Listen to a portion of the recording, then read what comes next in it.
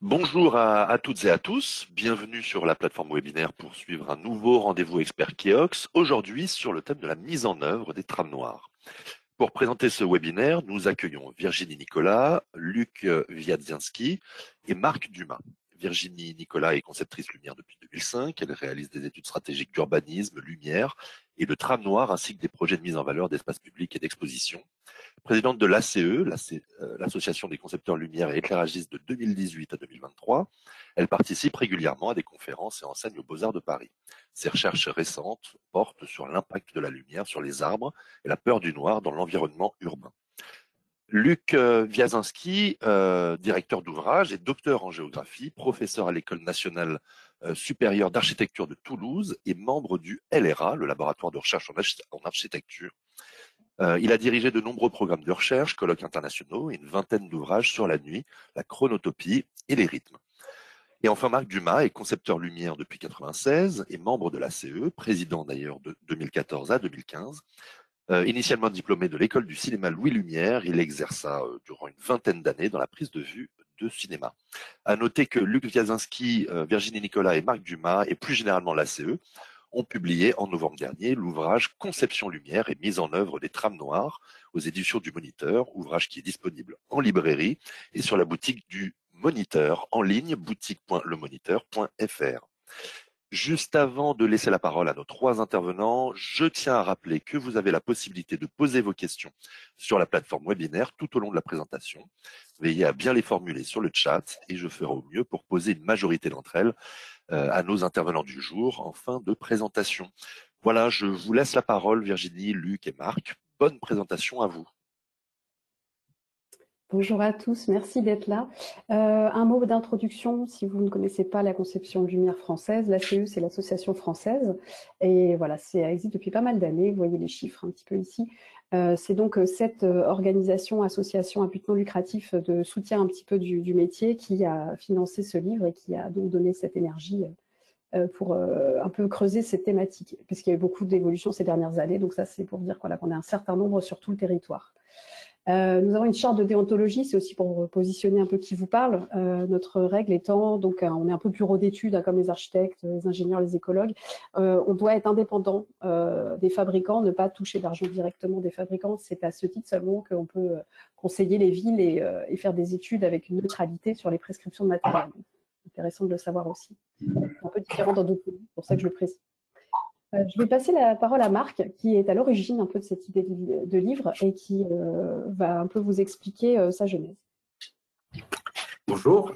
Donc, effectivement, lourde tâche d'annoncer, d'initier ce débat. Disons que, donc, en tant que membre de la CE, je dirais, je suis intervenu avec mes confrères et consoeurs, concepteurs, parce que je faisais le constat que tout le contexte qui nous intéresse pour élaborer un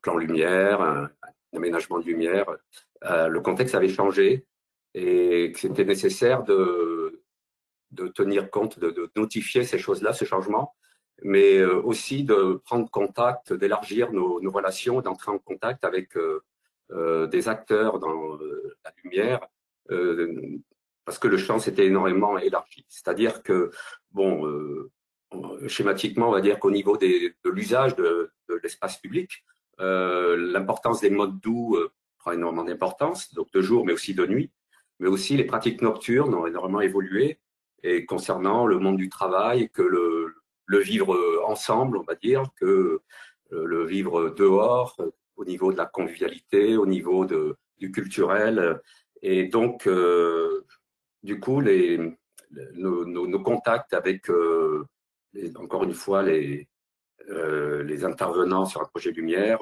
s'élargissaient et qu'il y avait nécessité de discuter, en fait, d'ouvrir la discussion, le débat.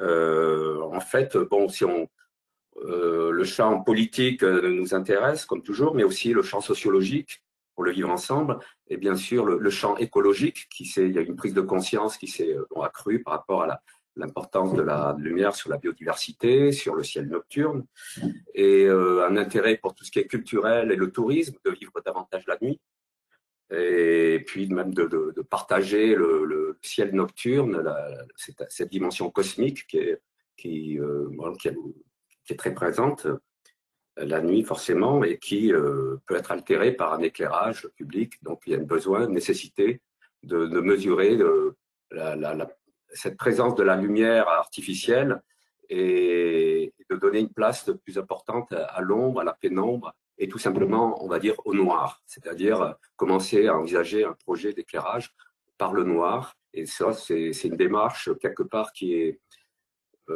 pas nouvelle pour des gens qui travaillent dans la lumière comme des éclairagistes de la scène, mais qui est effectivement assez,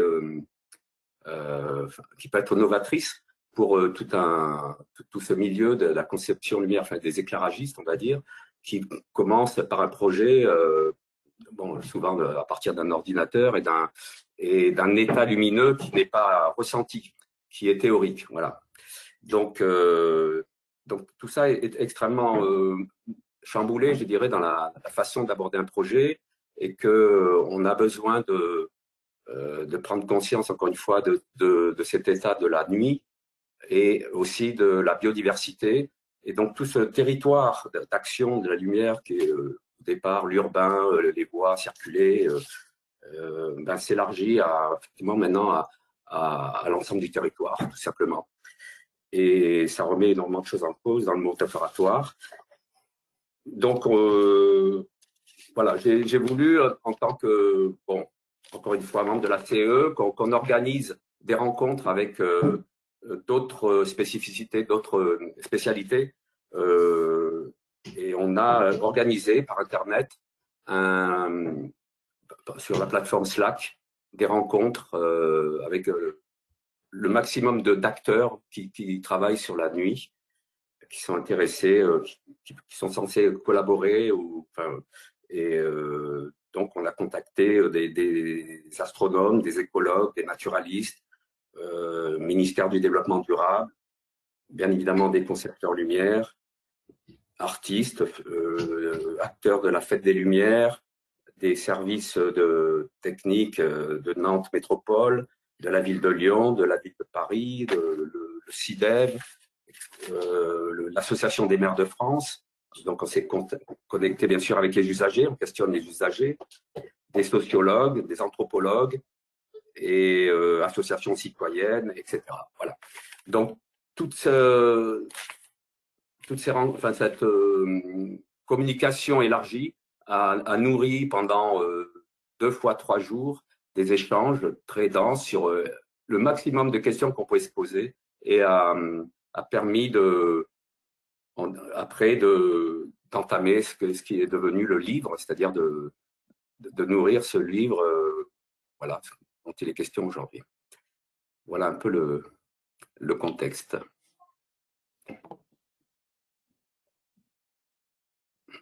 Merci Marc. Là, voilà, l'auditeur a été très clair. Ils nous ont dit voilà, il faut que les gens qui se connectent, ils apprennent quelque chose. Alors, ça tombe bien, je donne pas mal de cours. Je vais essayer de vous faire un Pecha Kucha ou plutôt une TEDx sur la trame noire méthodologie. C'est-à-dire, c'est le chapitre 3, la partie 3, qui est très concrète sur comment aujourd'hui on passe de l'urbanisme nocturne, de l'urbanisme lumière, à quelque chose qui compose avec le noir et le vivant. Méthodologiquement, ça n'a pas été simple pour nous. On a mis 10-15 ans avant d'arriver à embrasser toutes ces problématiques contradictoires et à trouver des compromis et une méthode en tout cas de traitement un peu égal du territoire, quelque chose d'assez robuste et qui tienne dans le temps. Voilà, donc je vais essayer un peu de vous en faire le tour. Donc c'est ici le savoir-faire de toute une profession française qui on le voit avec bonheur, inspire d'autres pays et voilà, on a des échanges comme ça très bien. Donc vous savez, les plans directeurs, schéma directeur d'aménagement lumière et plan lumière, ça fait vraiment 40 ans que ça existe en France, beaucoup de villes sont équipées, donc ça on savait faire. Puis d'un coup, cet aspect de trame noire, il est apparu en 2012 à Rennes, c'était le premier document qui a vraiment pris cette idée de la continuité. Si on parle de trame noire, c'est parce que ça vient de la trame verte et bleue, évidemment, et donc c'est cette notion que pour qu'un écosystème fonctionne, il faut qu'il y ait des perméabilités, des connexions. Et à ce titre, ça se pense comme un peu des liaisons, d'où l'idée de trame. Ce n'est pas du point, c'est du maillage.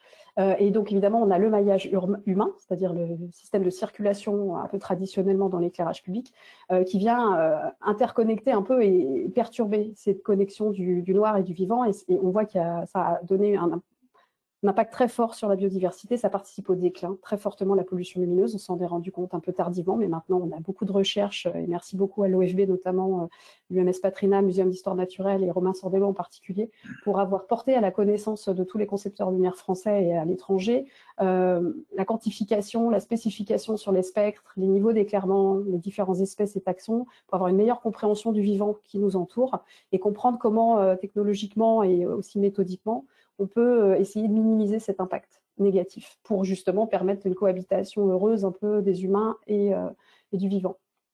Donc la trame noire de Rennes, je vous en ai parlé, c'était cette notion un petit peu embryonnaire de se dire en 2012, puisqu'on avait une ville qui était très sensible à l'environnement, réduire la pollution lumineuse pour voir le ciel et les étoiles, ça c'est la donnée d'entrée, mais c'est pas que ça, c'est aussi la végétation. Et donc de se dire, finalement, est-ce qu'on pourrait pas se dire que la trame verte et la trame 2 vont devenir une trame noire et qu'on va utiliser un petit peu, par exemple, vous voyez les corridors réseau ferré qui traditionnellement ont peu de lumière et qui sont des continuités aujourd'hui pour le vivant, à la fois pour les graminées qui se disséminent naturellement, mais aussi pour toute la petite faune, qu'en fait tout ça, ça fait de la connexion et c'est plutôt sain, parce qu'en fait il faut que les espèces, elles s'échangent pour la reproduction, pour la nourriture. Il faut que leur territoire s'interpénètre.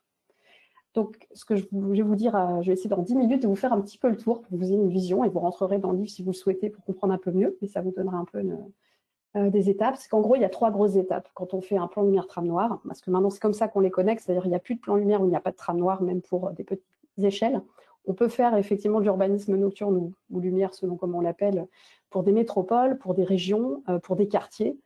Et après, la notion de trame noire, elle a quand même du sens à partir d'une certaine échelle. Comme je vous le disais, il y a une question de connectivité, de perméabilité, et on considère qu'effectivement, on ne peut pas vraiment parler de trame noire sur une placette ou sur une petite place. On peut commencer à parler de trame noire sur un quartier, parce qu'il faut qu'il y ait des poches d'obscurité. Une poche d'obscurité en dessous de 25 mètres, ça n'a pas trop de sens, puisque la lumière pénètre. Donc, il faut quand même une certaine épaisseur et une certaine largeur aussi d'espace urbain et d'espace de territoire pour pouvoir penser une trame noire avec toutes ces spécificités de vivant.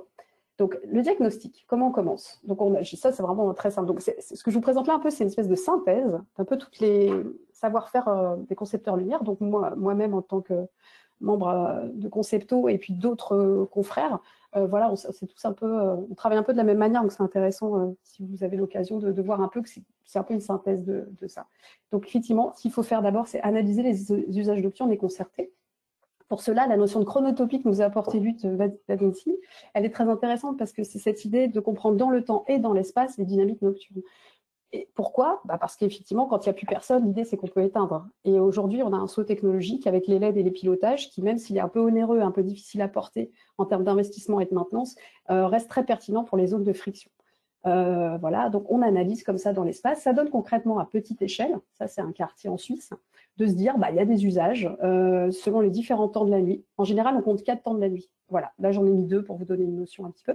Et on se dit, voilà, que font les gens, à quel endroit? C'est très simple, c'est des cartographies comme ça de déploiement. Et quand on a compris ça, on comprend assez rapidement comment on peut mettre en place des extinctions localisées avec certains horaires, puisqu'on voit qu'il y a des bascules sur les 4 temps de la nuit, ou un peu plus selon les villes, ou un peu moins selon les villes aussi. Et se dire qu'à certains moments, on propose à l'usager de passer plutôt par un parcours alternatif pour, par exemple, préserver le cœur d'un petit square de la lumière, en se disant, voilà, c'est peut-être pas besoin qu'il y ait autant de cheminement la nuit que le jour. Donc, on propose un peu une recombinaison des usages à la nuit tombée, ce qui permet aussi peut-être de densifier un peu les circulations et de rassurer parce qu'il y a un peu plus d'usagers sur certains parcours. Sur un territoire un peu plus grand qu'une ville moyenne, on fait cette analyse non pas en observant les gens se promener, mais on fait une analyse déductive par la densité, la répartition des équipements ouverts le soir. Donc ça peut être du commerce, c'est des espaces de sport, ça peut être les écoles, parce qu'il y a aussi le matin très tôt où il fait noir en hiver. Et on les répartit sur le territoire et on les regarde toujours en rapport avec les systèmes de transport public. Parce que évidemment, c'est très important de savoir jusqu'à quelle heure le transport public permet aux usagers d'aller, par exemple, dîner un peu plus loin ou de rejoindre le sport. Et puis, il y a des publics avec le transport public, il y a des publics avec des voitures. Et donc, on essaie de comprendre un petit peu toutes les mobilités connectées à tous ces espaces qui, la nuit, sont actifs. Donc ça aussi, il y a du privé là-dedans. C'est du privé et du public, évidemment. Et donc, on identifie, quand on a fait des analyses comme ça un peu spatiales, qu'il y a des polarités nocturnes qui peuvent s'appeler des cœurs de nuit ou des cœurs de quartier, qui génèrent un peu d'activité. Et cela, il faut par exemple les avoir en tête quand on va analyser la trame noire. Alors ensuite, on établit à peu près au même moment, d'ailleurs ça se passe en parallèle, avec des écologues absolument, parce que c'est un métier, moi j'ai pas fait 5 ans d'études sur le vivant et les milieux naturels, donc je ne sais pas vraiment bien comprendre. Donc c'est là où la collaboration est hyper importante. Donc voilà, les écologues, en fait, ils viennent analyser le territoire, trame verte et bleue, les notes d'impact, la présence de la faune, de la flore, et on établit comme ça des cartographies avec des niveaux de priorisation de préservation. C'est-à-dire qu'il y a les cœurs noirs, qui sont les zones de sauvegarde de l'obscurité, où clairement il y a un gros enjeu de biodiversité, donc il serait malvenu de mettre de la lumière. Et souvent, c'est tout simplement le réseau de parcs dans une ville, ça peut être le bord d'un fleuve ou d'une rivière, ça peut être aussi l'espace ferroviaire, où il y a une grande richesse de biodiversité, même si elle est un peu fortuite, elle est venue un peu par hasard. Et puis, il y a aussi tout un réseau un peu secondaire de transition où on peut s'appuyer sur tous les jardins d'un petit quartier de villa ou de maisons particulières. Il y a aussi des allées peut-être ou des grands axes et des avenues avec une belle canopée sur lesquelles on peut compter. Et il y a après des espaces de transition urbaine où il n'y a pas une trop forte densité et où il peut y avoir aussi un peu de circulation et de perméabilité pour les espèces. Voilà, donc vous voyez que la trame noire, en fait, dans ce grand process, en fait, c'est une étape qui nous permet d'avoir cette fameuse cartographie des corridors biologiques et des poches de préservation. Et donc ça doit être fait vraiment, il faut qu'il y ait un écologue dans l'équipe. Ensuite, quand on établit un petit peu cette stratégie ensuite d'adaptation, c'est qu'on doit effectivement questionner le parc existant d'éclairage pour voir en fait quelles sont les priorités d'intervention par rapport à la trame noire. Et c'est là où c'est un peu particulier, c'est pour ça que notre métier il a été un peu chamboulé, c'est-à-dire qu'avant, la priorité d'intervention, c'était pour les puissances. Voilà, le parc, il était vétuste, donc on devait changer les lumières, ou alors le parc était trop puissant au regard des consommations et des coûts qui sont très élevés à certains hivers dont on se rappelle. Et donc, on dit, voilà, avant, c'était ça les lignes de priorité, c'est dire, voilà, c'est trop vieux, ça consomme trop, voire pouvait y avoir aussi un peu de pollution lumineuse vers les habitations. Puis maintenant, on a cette nouvelle grille de lecture de priorisation, c'est l'impact sur la biodiversité et donc sur la géographie qu'on a fait précédemment des zones de restauration de pénombre. Donc, on analyse un parc avec multi-critères évidemment. Donc aujourd'hui, on a effectivement des systèmes d'information géographique beaucoup plus performants puisqu'on fait du paramétrique, on peut avoir des statistiques, donc c'est beaucoup plus puissant depuis quelques années. Et donc on analyse un petit peu ce qui est atypique, ce qui est un peu trop haut, ce qui est un peu trop puissant, et ça nous donne un petit peu, comme vous le voyez ici, par exemple les puissances supérieures à 80 watts, en 2024, nous on les met comme un seuil un peu suspect. C'est un peu trop fort, parce qu'on voit que tous les calculs d'éclairement qu'on fait habituellement, on résout toutes les situations avec moins de 80 watts, même voire moins de 70 watts. Donc, c'est suspect dans une ville, un point lumineux à plus de 80 watts. Donc, ça nous donne tout de suite un peu cette ligne rouge de dire ça sera à changer en priorité, c'est trop puissant. Alors, c'est peut-être récent, c'est peut-être vieux, mais en tout cas, c'est trop puissant, manifestement. On analyse aussi à cette donnée-là, si vous vous intéressez à ce sujet, vous avez peut-être été passionné par les dernières innovations en captation de pollution lumineuse, traitement spectral, etc. Voilà, on analyse les photos aériennes de nuit et on superpose ça. Ça, c'est génial parce qu'on fait des orthophotos rectifiées et on peut superposer ça avec nos données SIG sur nos points lumineux, puisque toutes les villes commencent à avoir des bases de données très riches et nourries avec leurs points lumineux, avec toutes les informations qui nous sont utiles. Et donc, on identifie les pollutions lumineuses liées à l'équipement public, mais aussi les pollutions lumineuses liées aux équipements privés. Et et du coup, ça va nourrir toute une stratégie de communication, de pédagogie, de négociation avec les acteurs privés. Dans cette ville-là, par exemple, il y a beaucoup de sites industriels et ils génèrent plus ou moins de pollution lumineuse. Et donc, la ville voit qu'elle a fait beaucoup d'efforts, mais que finalement, la pollution lumineuse générée au bord du Rhône, dans ce cas-là, et finalement, ils n'ont pas la main, donc il faut qu'ils discutent avec les industriels. Et ces photos aériennes sont très utiles pour attester d'une pollution lumineuse avérée, puisque ça se voit du ciel. Donc, c'est que forcément, la lumière est trop puissante, pas bien dirigée, etc. Donc voilà, c'est à cet endroit-là du diagnostic qu'on analyse ça. Donc quand on a compilé toutes ces informations sur les usages, sur les enjeux de biodiversité, la trame noire, donc on a dessiné la trame noire à cette étape au tout début, et qu'on a regardé l'éclairage public, dans quel état il était, et on peut commencer à faire le plan lumière et la trame noire, c'est-à-dire les préconisations. Donc, on fait atterrir un petit peu la carte de trame noire, qu'on a fait géographiquement. Alors, par exemple, ce qui est intéressant, c'est quand il y a un écologue, par exemple, il y a deux bois, et il va pouvoir dire qu'il y a un bois qui est très riche en termes d'essence d'arbres, et un autre qui est très peu riche parce qu'il a été fait de manière artificielle il y a quelques années, et du coup, il priorise, il dit, celui qui a une plus plus grande richesse d'espèces d'arbres, et ben, celui-là, il est plus précieux, donc il faut le préserver encore plus. Donc voilà, c'est cette vision-là qui est très importante, et c'est pas juste, il faut aller sur le terrain aussi, c'est ça qui est important de dire. On fait pas, enfin, des fois on n'a pas les moyens de le faire, mais c'est vraiment dommage. On a vu, nous, des trames noires qu'on a pu faire avec un écologue qui a pu se rendre sur le terrain, qui a eu les moyens de le faire, et il a eu des résultats beaucoup plus fins, beaucoup plus pertinents, que si juste on sort des cartos et qu'on fait des choses un peu automatiques et déductives. Et donc, on regarde en fait les points de friction, c'est-à-dire c'est les points lumineux, un peu puissants ou un peu trop proches des zones qu'on aimerait préserver et qu'on avait identifiées précédemment. Donc, ça nous donne déjà une grille d'action, enfin une priorisation d'action. Et ensuite, là, on prend la main et on rentre sur le terrain pour voir les points rouges et les points oranges et les points jaunes, c'est quoi le problème? Donc là, l'écologue, il nous dit là, il y a un problème parce qu'il y a des points lumineux pas loin d'un truc à préserver. Et nous, on analyse qu'est-ce qu'il faut améliorer. Et il y a plein de choses qu'on peut améliorer. On peut baisser la puissance, on peut supprimer le point lumineux, on peut le mettre sur détection, on peut l'abaisser en cœur de nuit, on peut changer son spectre. Il y a plein d'actions possibles. Donc chaque point ici est une question que pose l'écologue et nous, on y répond en disant, bon, bah ok, il faut adapter ça, et après, on met les coûts en face. On doit ensuite questionner l'application des normes. Ça, c'est un peu la révolution de ces 5-6 dernières années, c'est qu'on avait on met de moins en moins de lumière dans les espaces publics, vous l'avez vu certainement.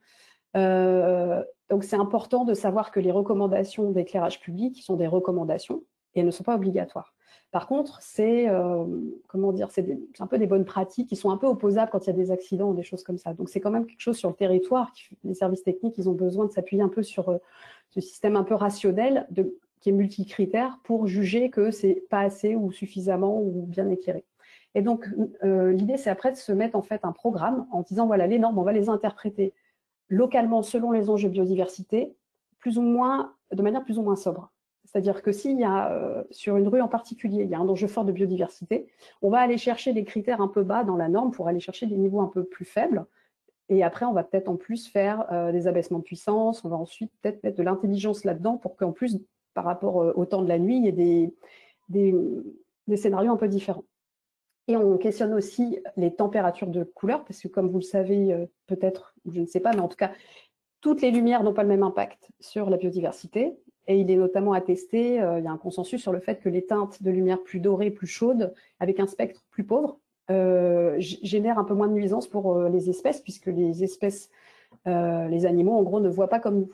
Et donc, nous, on a fait des sources lumineuses à LED qui sont liées un peu à notre perception du soleil. Donc, c'est un spectre continu, avec du coup une certaine perception des couleurs. Et en fait, les insectes, par exemple, voient de l'ultraviolet. Les insectes n'ont pas du tout la même vision que nous. Et chaque famille d'animaux, en fait, voit une manière un peu différente.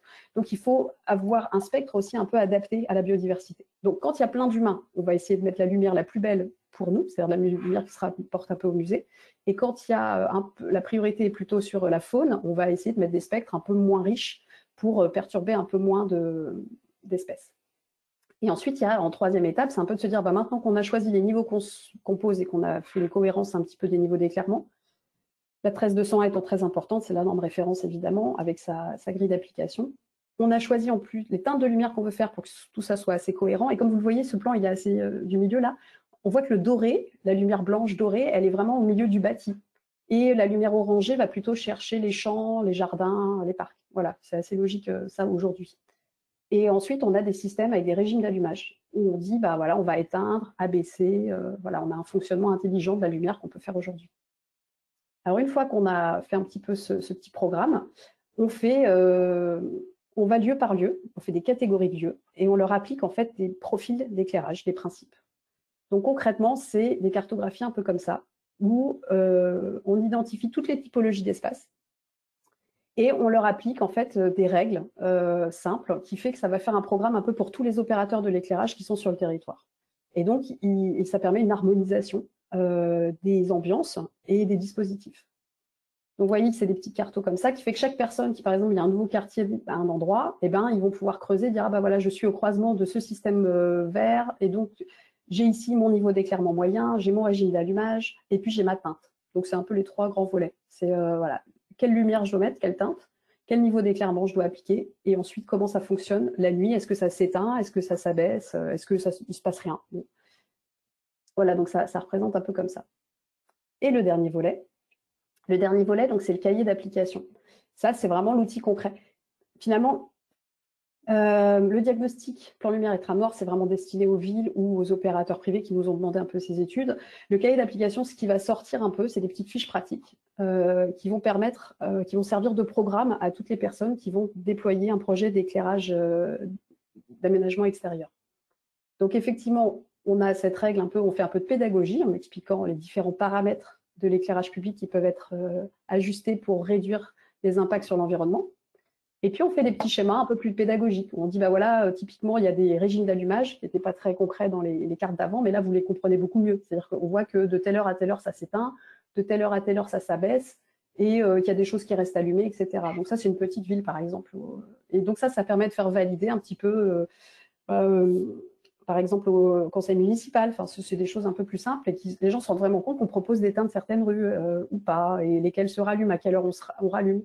Et puis on discute un petit peu comme ça de comment ça fonctionne. Alors, après, il y a plusieurs formalisations, évidemment, de ces trames noires et de ces plans lumière avec ces différents paramètres. Et on atterrit aussi sur des fiches très pratiques par espace. Alors, voilà, vous avez un pont, une passerelle à éclairer sur la ville de Villars-sur-Glâne.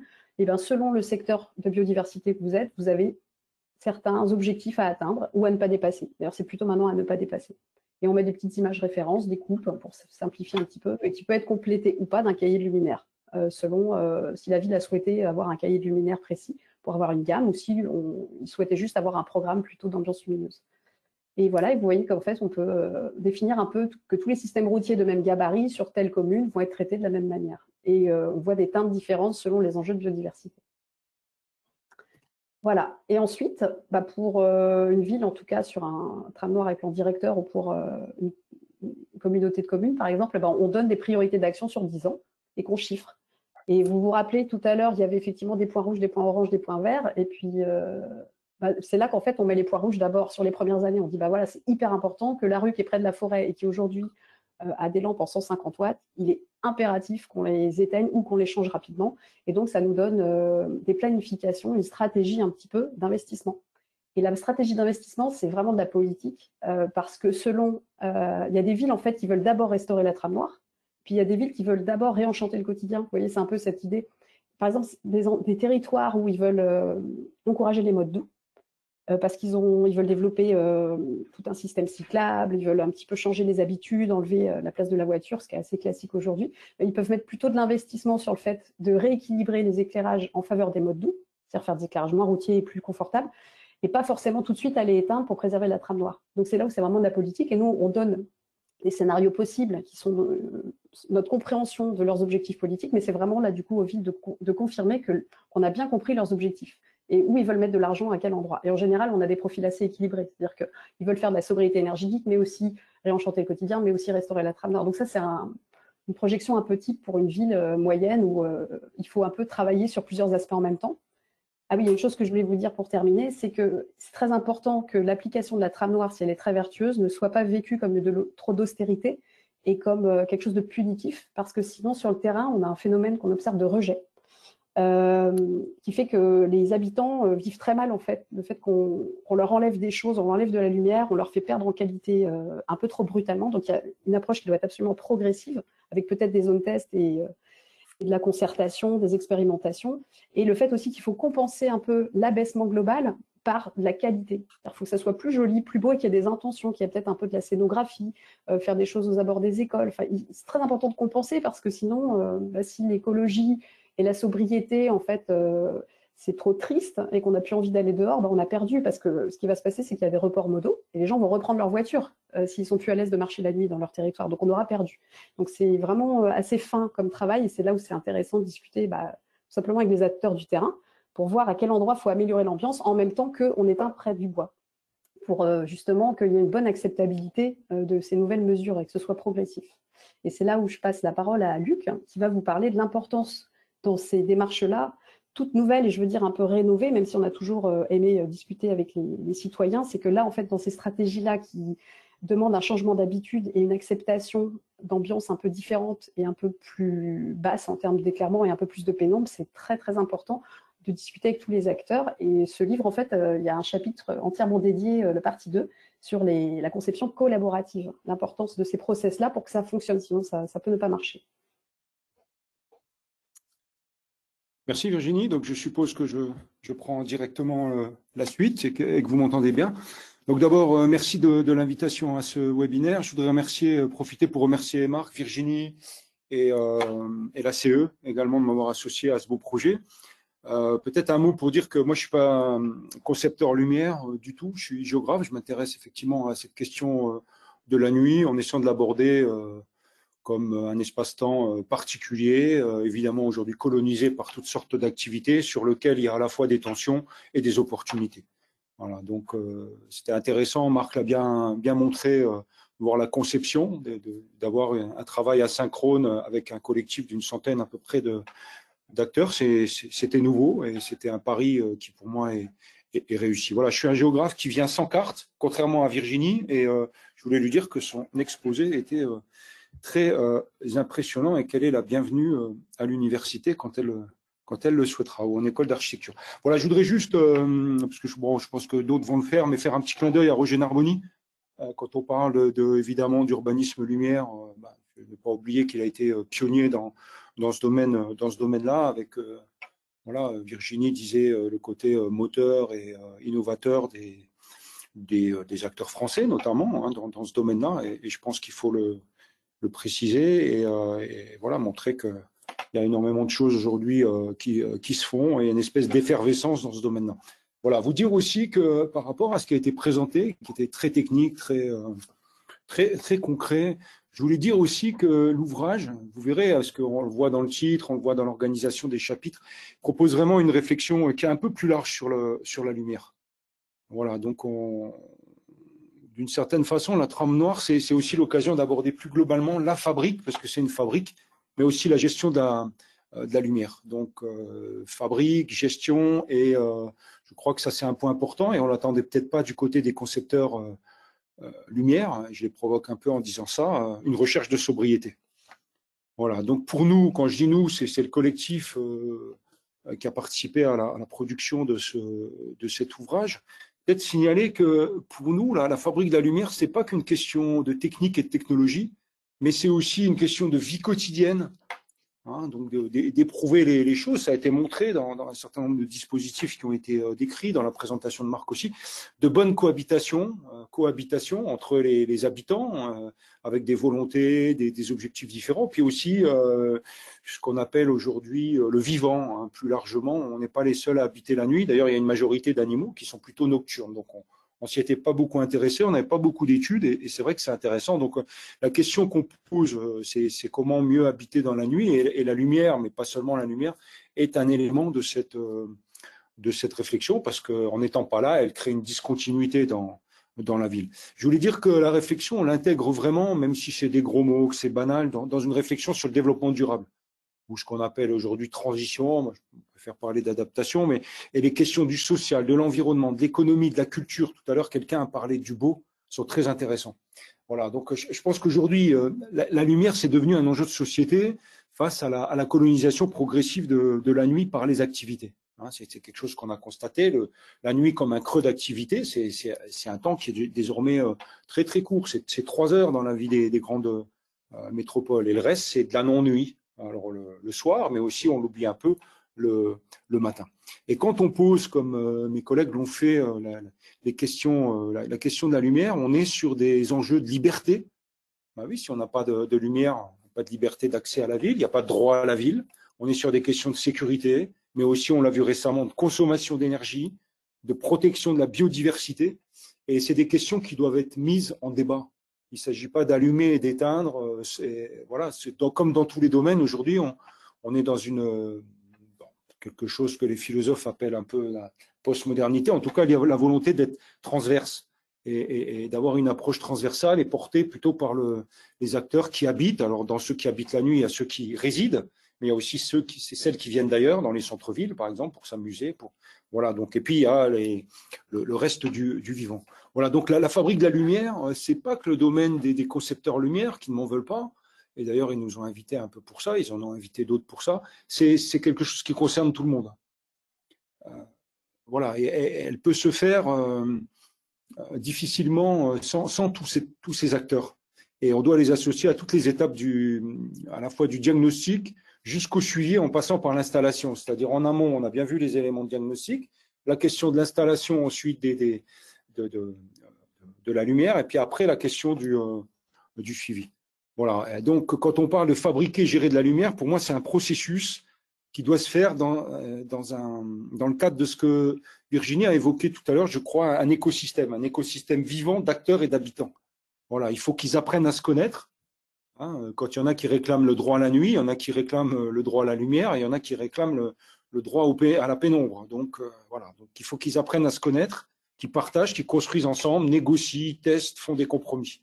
Voilà. Et je trouve que ce qui est intéressant dans le livre, j'ai l'impression d'être un bonimenteur à la foire, dans une foire, mais je crois quand même que ce bouquin, on l'a vraiment construit. Donc, l'idée, c'est vraiment de présenter des exemples en amont et en aval de la fabrique de la lumière, alors à différentes étapes, dans l'observation, dans la sensibilisation, dans la représentation, et les cartes, c'est un élément formidable, vous l'avez vu à l'épreuve, là, l'expérimentation aussi de solutions. Alors, il y a trois niveaux, moi j'ai identifié 3 niveaux, je vais essayer de ne pas être trop long pour qu'il y ait des questions, mais d'abord en amont, on peut citer des méthodes, c'est-à-dire qu'on vient dans les marches, dans la conception des trames noires, mais aussi dans des exercices de production, d'équipement et de mise en lumière de quartiers, de rues, de places, et ainsi de suite.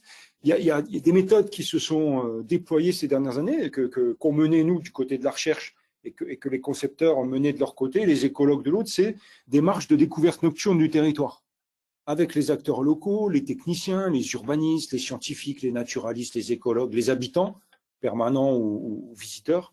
L'idée, c'est de comprendre la nuit, de repérer des besoins, des tensions, et ça aboutit sur la production de cartes, de zones de conflit, voilà, de hiérarchisation peut-être de la lumière. Donc ça, un premier outil, les marches de découverte. Le deuxième, mais qui est lié, c'est des ateliers participatifs, avec toujours à peu près les mêmes dispositifs, les acteurs du territoire, les techniciens, les habitants.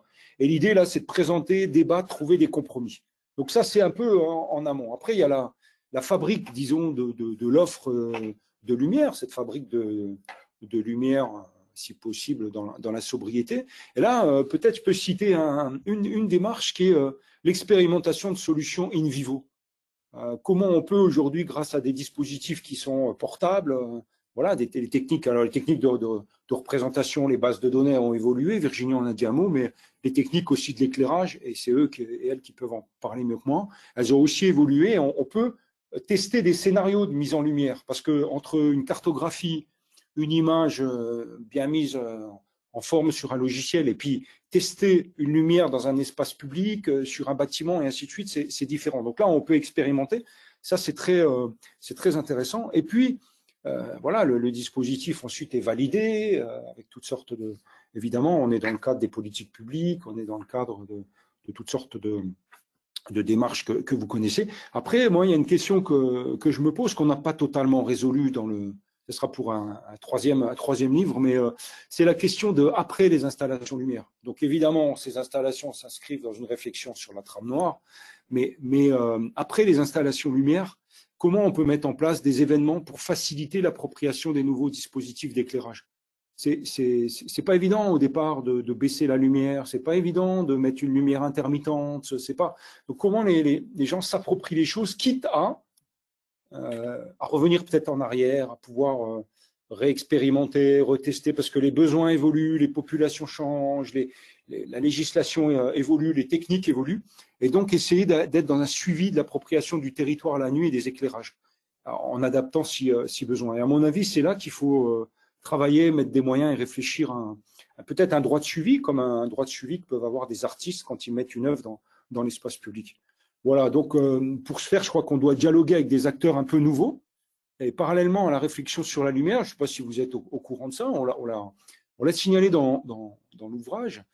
Il existe en France, un peu en Italie, un petit peu en Allemagne, puis beaucoup aux Pays-Bas, des structures qui s'appellent des bureaux du temps, qui réfléchissent non pas sur les espaces de la ville, mais sur les temps d'ouverture, de fermeture des services, dans une approche que Virginie sur laquelle elle nous a fait un clin d'œil autour de la notion de chronotopie, c'est comment on articule l'espace et le temps. Donc on peut agir sur la ville en travaillant sur les temporalités, et évidemment le temps de la nuit, c'est un temps très particulier là-dessus. Voilà, donc les bureaux du temps, je ne sais pas si vous êtes au courant qu'il y a des conseils de la nuit qui réfléchissent, qui réunissent aussi toujours l'idée de partenariat des acteurs de la nuit, l'économie, le social, la sécurité, la lumière, ainsi de suite, et donc qui amènent à réfléchir et vers lesquels on peut aller pour trouver certaines données, certaines informations, des contacts avec les acteurs. Et puis il existe même, c'est juste pour le clin d'œil, des maires de nuit aujourd'hui. Il y en a une 50aine dans le monde.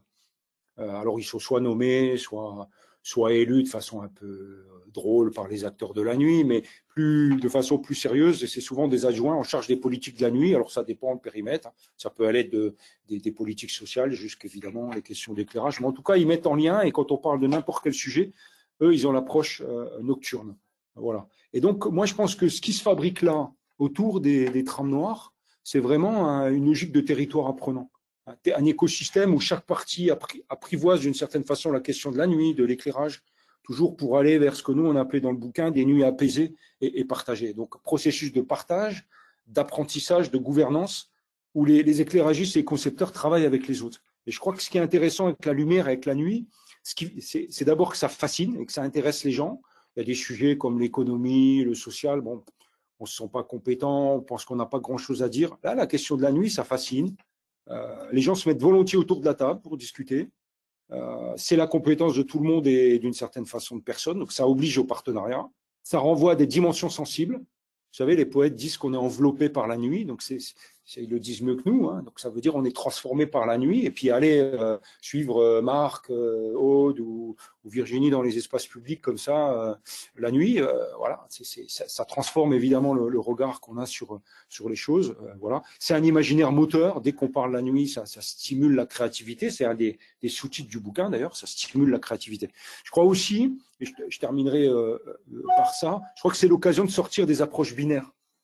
Est-ce qu'on ferme ou on ouvre? Est-ce qu'on allume ou on ferme la lumière? Est-ce qu'on a quand même constaté, c'est qu'on allait peut-être vers moi ce que j'avais appelé il y a longtemps une pensée nuitale, c'est-à-dire l'idée de sortir d'une logique d'interrupteur, j'allume, j'éteins, pour aller vers une logique de curseur. Et ça, il faut le faire avec la population. Donc, pour bien comprendre ce que j'essaye de dire là, ce qu'on a repris dans le bouquin, c'est l'idée que sans lumière, il n'y a pas de ville la nuit, mais trop de lumière tue la nuit.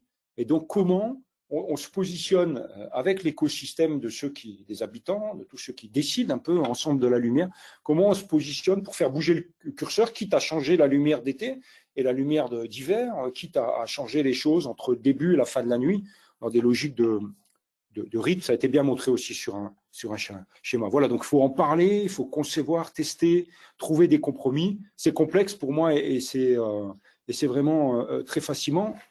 Donc, je voulais juste terminer en disant, en résumé, s'il y avait des messages comme ça à faire passer, ou en tout cas à mettre en débat. Un, la lumière ne peut pas seulement venir d'en haut. Donc, la production, la gestion doivent être partagées. Deux, ça ne peut pas être une solution permanente et éternelle. On doit s'adapter en permanence. Et là, il faut sortir d'une espèce de métaphysique du stable, de l'éternité, on pose des choses, mais on doit s'adapter aux nouveaux besoins des vivants, aux saisons, aux moments différents de la nuit, évoluer au fil du temps. Je pense vraiment que c'est le sens des échanges et des expérimentations qui permettent de faire émerger le projet et de suivre son évolution. Et enfin, je voulais dire à mes collègues et amis là, de la conception lumière, que je crois que vraiment, mais ils le savent mieux que moi, que cette approche, ce n'est pas un dessaisissement des concepteurs lumière, mais au contraire, c'est une extension du domaine de leurs compétences. Et elle en fait aussi d'une certaine façon à la fois des spécialistes dont la compétence n'est pas remise en question, parce qu'elle est unique et spéciale, mais aussi des médiateurs, des animateurs, en s'associant dans les trams noirs, mais dans chacune de leurs opérations, à des sociologues, à des architectes, des professionnels, des collectivités, des géographes, même des anthropologues. Voilà. Je crois que ce que propose l'ouvrage, c'est une philosophie. Donc, on termine quand même sur cette idée de sobriété lumineuse, des méthodes, des outils pour aller dans le sens là, de la sobriété lumineuse. Et moi, je crois vraiment que la réponse émerge notamment de l'éprouvé commun. Donc, comment on crée un collectif qui co-construit le diagnostic. Et puis après, on peut, pendant la mise en place de la lumière, et puis encore après, suivre tout ça. Donc, c'est quelque chose qui évolue en permanence. Le rapport à la lumière, c'est quelque chose de très culturel aussi, qui demande qu'on soit formé. Moi, j'ai beaucoup appris, en tout cas, j'ai beaucoup appris au contact de mes collègues sur la conception lumière. Et je voudrais dire, pour terminer, cette fois définitivement, nous, on pense collectivement que la nuit a beaucoup de choses à apporter au jour, et travailler sur la lumière avec tout ce que je vous ai dit sur les temporalités, sur la gouvernance, sur la co-construction, le partage et autres, c'est être capable de transférer ces savoir-faire vers le jour, et c'est peut-être plus difficile, paradoxalement, dans le jour que dans la nuit. Voilà, messieurs, dames, quelques éléments que je voulais partager avec vous au nom des collaborateurs de l'ouvrage. Merci, Luc. Et Je rajouterai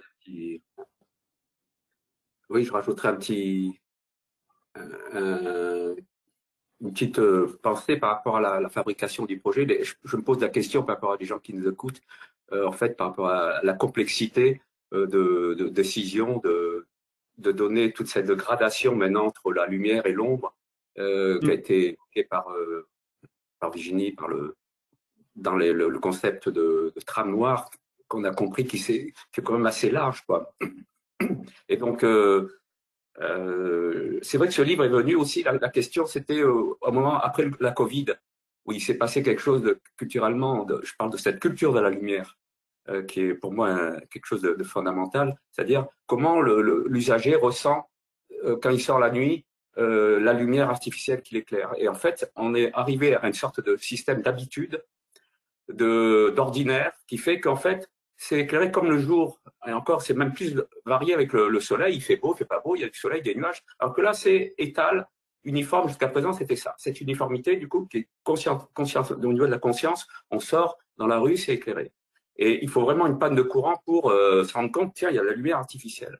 Et que la Covid, il y a eu un phénomène assez étonnant, c'est que les gens étaient quelque part chez eux, cloîtrés chez eux, entre guillemets, et voyaient des rues vides, allumées. Donc, il y a une contradiction énorme qui s'est créée, et ça a créé un buzz sur le net, en l'occurrence, et plein de gens qui donnaient leur avis, ah, mais ça va pas, et puis, etc.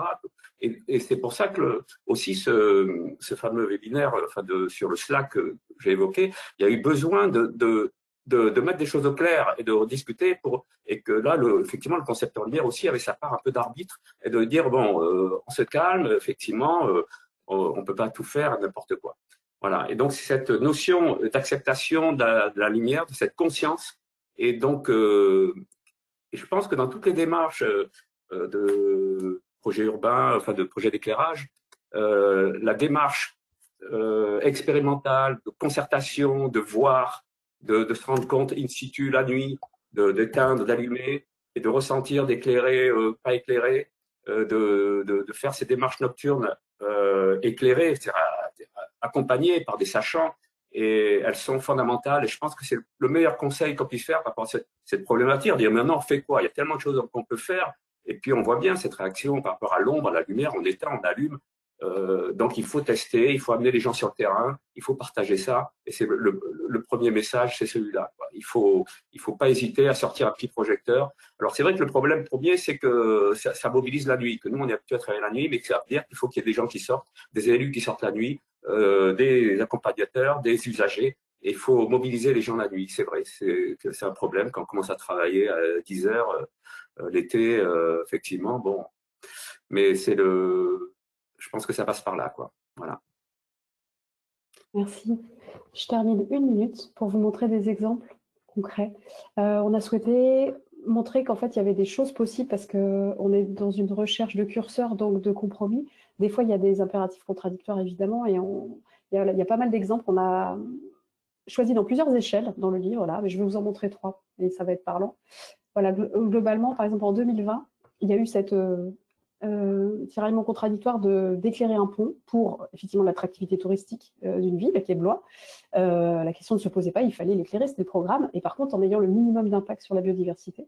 Et donc voilà, gros savoir-faire ici de ma confrère de Luminescence, qui n'a pas éclairé vers le ciel, mais qui n'a pas non plus éclairé vers l'eau. Donc ça, techniquement, je pense que c'est pas mal, et qui a travaillé une composition des spectres avec un écologue pour que justement les rayons ne soient pas trop perçus par la faune et la flore qui était justement dans l'eau. Donc voilà, c'est un petit travail, et on peut quand même faire quelque chose de beau et qui a moins d'impact sur la biodiversité. Voilà, c'est pas forcément moche, et le beau en fait ne doit pas forcément être sacrifié. C'est pas besoin en fait, c'est plus compliqué, mais ça reste faisable. Autre projet que j'ai mené, pareil. Alors c'est super de faire des pistes cyclables intercommunales, et puis avec les vélos. motorisé, on va maintenant à 30 km/h ou 22 km/h. C'est plus du tout le même rapport à la vitesse et à l'accidentologie. Et on a repensé un petit peu comment éclairer une piste cyclable dans un endroit très vallonné, qui du coup traversait les espaces verts, parce qu'on se dit pour l'agrément des gens qui pédalent, c'est pas mal qu'ils passent pas loin assez loin des routes. Et on se retrouve du coup avec la question pour le sécuriser, c'est de mettre de la lumière là où il n'y en avait pas avant. Voilà. Et donc là, la proposition, c'est qu'on a fait un plan lumière qui a été basé plutôt sur du balisage avec des spectres pauvres qu'on a choisi rouge. On aurait pu prendre de l'orange, mais bon, voilà, c'était l'idée en tout cas de ne pas aller chercher des spectres élargis et d'avoir un petit plan où on disait, voilà, on a vraiment dû questionner un peu l'usage d'une piste cyclable quand on pédale. On a fait des tests sur site, on a mis des bornes à différentes distances dans la pente et on s'est dit, ce qu'il faut, c'est qu'on alerte quand on croise un autre système. Donc, on change de couleur, on met de la lumière blanche.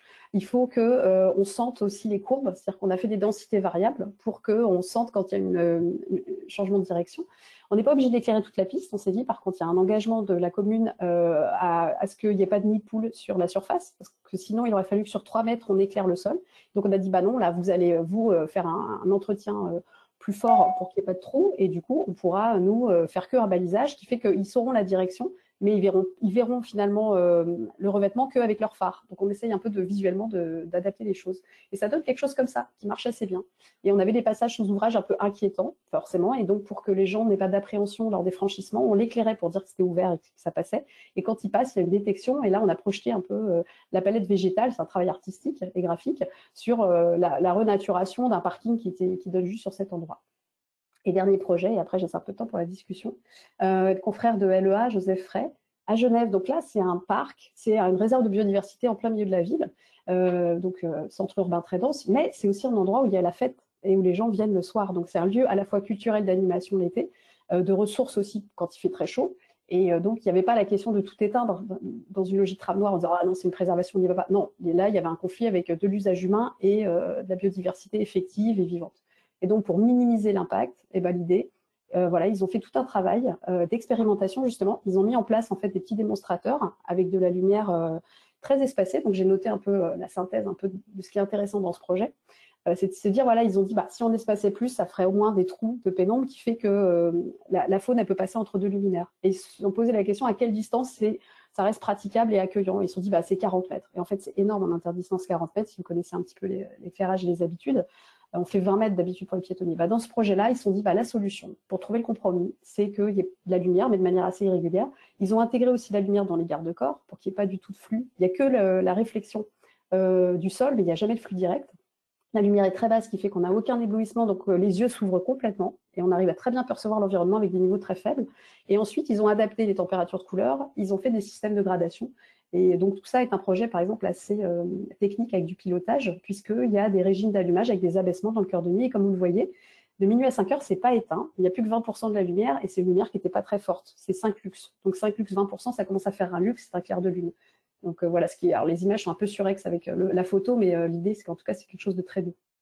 Et voilà, et j'ai terminé mes petits exemples. Et vous avez donc 31 exemples comme ça de concrétisation, ce qui peut aussi, nous, on voulait que ça fasse un peu date et que comme ça, on peut dire, ici, ça a marché, donc on peut le proposer à d'autres endroits, ça va marcher. Enfin voilà, on peut s'appuyer un peu sur ces réussites pour développer un peu des systèmes similaires dans les endroits qui sont pertinents. Merci beaucoup à vous trois pour votre présentation. Alors, j'ai reçu quelques questions, notamment des questions de Florence Loudario. Elle demande des exemples de LED ambrés. Peut-être que sur les images que vous venez de diffuser, peut-être qu'il y en a qui sont en LED ambré. Et surtout un ordre de prix par rapport au LED blanc classique. Est-ce que vous sauriez ça? Alors, on fait beaucoup de projets avec des LED ambrés, évidemment. Globalement, aujourd'hui, elles sont à peu près au même prix que les LED blanches. Après, il y a des niveaux de gamme, c'est plutôt le luminaire qui coûte plus ou moins cher, mais on ne peut pas dire que la LED à l'achat, elle est beaucoup plus chère. Par contre, elle peut être plus rare, c'est-à-dire tous les fabricants ne la proposent pas, qui fait que vous serez peut-être obligé d'aller dans une gamme de fournisseurs qui est un peu plus chère que les gammes standards qui proposent que des lumières blanches classiques. Là, par contre, la subtilité, c'est que la LED ambrée, elle éclaire beaucoup moins, elle est beaucoup moins efficace que la LED blanche. Donc c'est ça la vigilance, il faut mettre plus de watts. Donc, il faut quand même prendre aussi ce paramètre. Je me permets d'ajouter ce paramètre un peu dans le choix. Après, en ordre de prix, c'est impossible parce que je vous dis le prix d'un chip LED, ça ne va pas vous dire grand-chose sur le prix d'un luminaire. Donc, mais normalement, ça ne doit pas être une cause de surcoût. Chez les fabricants, nous, c'est à coût équivalent. Alors justement, vous avez parlé de watts, mais alors en termes de lumens, par exemple, quel est le niveau minimum de lumens qu'il faut pour éclairer une rue? Alors, c'est plutôt en luxe ou en candela, c'est-à-dire, en gros, pour une rue, aujourd'hui, c'est intéressant pour ceux qui ça parle, mais il y a 20 ans, dans les rues de Paris, quand j'ai commencé à travailler, on demandait, la charte Paris, c'était 20 lux sur la chaussée.